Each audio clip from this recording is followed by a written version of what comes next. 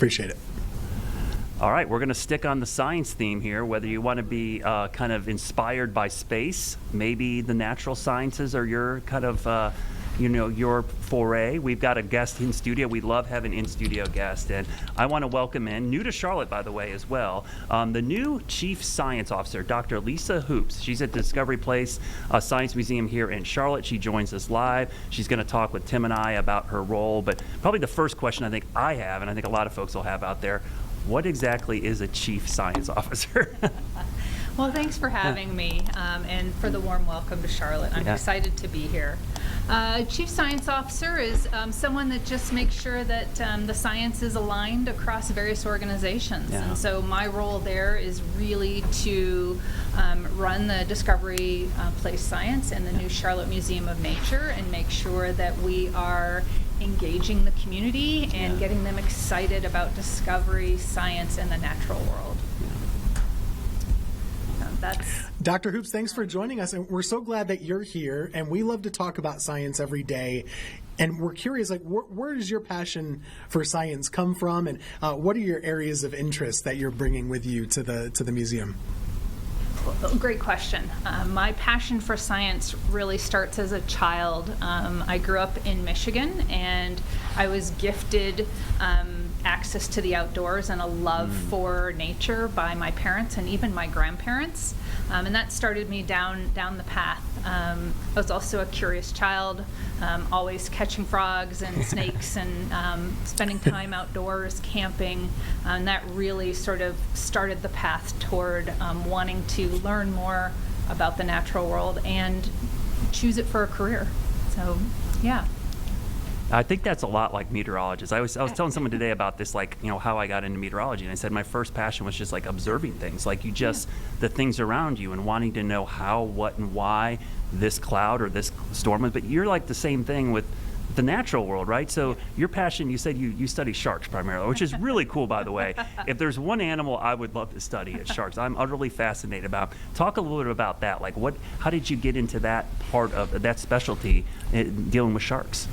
Yeah, I grew up in Michigan, so always around the water. Yeah. I think my dad was a little disappointed that I didn't stick with the freshwater side, and I wanted to go to the marine world. Yeah. And it was really an experience as an undergrad, spending time on the coast of Maine, learning about the ocean and the sort of the harsh conditions of living in an intertidal zone that sparked sort of an interest, a long-term interest. And then from there, how could you not be drawn to sharks? Yeah. They're modern-day dinosaurs. They've been around since the time of the dinosaurs. They've carved out a successful niche in this world, and from the biggest to the smallest, each one is pretty amazing in what they contribute to diversity. So. Yeah, it was hard to say no to sharks. Oh, I don't blame you. Yeah. Go ahead, Tim.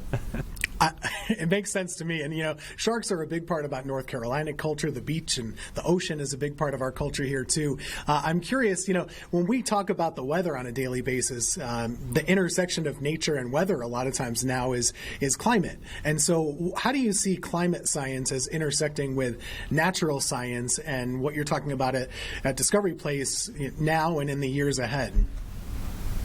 Yeah, it's an important topic to be discussing. As you intimately know, the world around us is changing, and it's impacting people and animals alike. We see changes in bird migrations, we see changes in insect populations, and I can speak from the shark side. We definitely see climate impacting shark populations. We see warming oceans sort of altering their migration routes. They're moving more toward the poles to stay in cooler water, or they're moving into deeper water. Their prey is also shifting. That causes intersection between animals and humans, sort of in the coastal community space. And then the areas that they pup in, these nursery grounds, are very coastal areas that are impacted by storms and floods, droughts, similar to the coastal communities that live there. Those are challenging conditions for sharks. And so, all that to say that, what we do at Discovery Place is really encourage people to ask questions, to discover new things. Why are these things happening? And go a step further, what can I do to help? What can my existence, what can my day-to-day activities be that help sort of the greater natural world? Yeah, I was talking about this today as well, and someone asked me about it. We talked about climate change, which always comes up when you say you're a meteorologist. Yes. And so I was saying, like a lot of people as humans, we kind of take for granted that we can adapt really easily. Unfortunately, it's really easy for us to put air conditioning in and stuff. A lot of these plants and animals, they can't. They're kind of stuck with what we're giving them. And so I think we sometimes are selfish. We think about ourselves, and we're not thinking about what this is doing to our plant and animal life. My last question is going to be for you, because I think I'm always interested in, I always like weather as a gateway science. I always tell people when I do a school talk, I said, you don't have to be into weather, but if it starts making you ask questions, it could be a good gateway science to get you into something else. How important is STEAM education in inspiring our next generation? Like, can we get kids more interested in this, get them off their devices, and get them more interested in the natural world? How do we do that? Well, that's a great question, and that's what I'm here to do and to continue to help Discovery Place do. Discovery Place has this rich history in Charlotte, and part of that is continuing to get learners of all ages, not just kids, we want adults to do this stuff too, is to look around their environment, continually ask questions, and to put a framework together that helps them address those questions. And it can be fun. The joy of discovery it's right there in the name, Discovery Place. And that's part of what I'm here to continue to help this organization inspire joy and the curiosity of discovery around science, using science as a framework to help people answer questions that can benefit their daily lives. One more, if someone hasn't been to Discovery Place before, what's your favorite part? What are your favorite things for them to see? What should they be excited about? Well, I think that's a really hard question to answer. There's so many great things. I think watching kids moving through and playing with some of the tools that help them experiment, the pulley systems and the bed of nails is kind of fun to watch kids put their parents on. I love that. But for the adults, I mean, we've got some great programs, Science on the Rocks, coming up in July. It's very popular, very popular. For Shark Week, so there's a little plug there. I'll be there. Getting my shark on for sure. Yeah. So I think there's just opportunities for all age groups, and then the new Charlotte Museum of Nature will continue that theme and hopefully inspire people to have greater connection to the natural world and really build a conservation ethic here in Charlotte. Yeah, I think it's great. It's such a great venue. We're very blessed here in Charlotte to have such a great facility like this, because it is. I mean, if you've never gone, if you're a listener to us or watching for the first time and you're traveling, it's probably one of the top places to go visit if you come to Charlotte, because it's just like you can get, me personally, I get lost in there. It's just like, you just like spend all day in there. It's one of those museums that you just love to go to. Tim, I don't know if you don't have another question, I have one last one. I got to put you on the spot. What is your favorite shark? That's like asking someone which is their favorite child, right? That's a tough one to answer. But I will say I have a couple of top contenders. Okay. One of them is the whale shark. Oh. The largest fish in the ocean. Yes.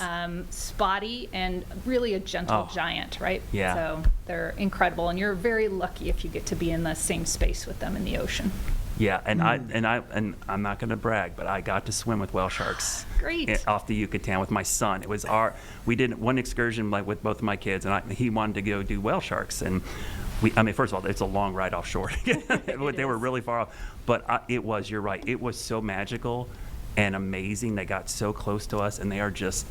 It was like a spiritual thing to go see them. Right? It was like, holy cow, look at this animal. So, yeah, I love that. That is so cool. Well, thank you so much for coming in. I mean, what a great addition to the Discovery Place, and hopefully we can get over there and enjoy some of these great, programs you have. I know the kids love it, but you're right, the adults, the Science on the Rocks is amazing. It was like the first one they did, I think I went to, and I was just amazed the amount of people that showed up. And you're right, the adults, I think, get more into this than the kids sometimes. And it really is amazing, because I think as somebody who loves science, it's like, it is really cool to see light bulb moments, no matter the age of them, like them realizing something or asking a question. It's amazing. I know, Tim, you love doing that when you do school talks. It's one of the best part about us, but I even love going to senior groups and talking to them, and they have some of the best questions, and they make me actually appreciate what we do even more. Oh, yeah, for sure. And you're so right about weather being kind of that bridge between the science interested and even the folks that aren't interested in science.